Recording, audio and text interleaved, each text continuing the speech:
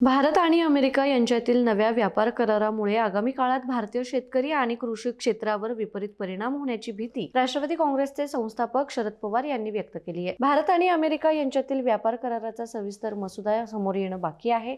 मात्र तुर्तास ज्या काही गोष्टी समोर येत आहेत त्यावरून भारतीय शेतकऱ्यांसाठी काळजी करण्याचा विषय आहे, असं शरद पवार यांनी म्हटलंय। ते बुधवारी बारामती इथं आयोजित करण्यात आलेल्या पत्रकार परिषदेत बोलत होते। या पत्रकार परिषदेत शरद पवार यांनी केंद्रीय अर्थसंकल्पाबाबत भाष्य केलं। त्यांनी म्हटलं की केंद्रीय अर्थसंकल्प संसदेत सादर होत असताना माझी गैरहजेरी कधी राहिली नाही।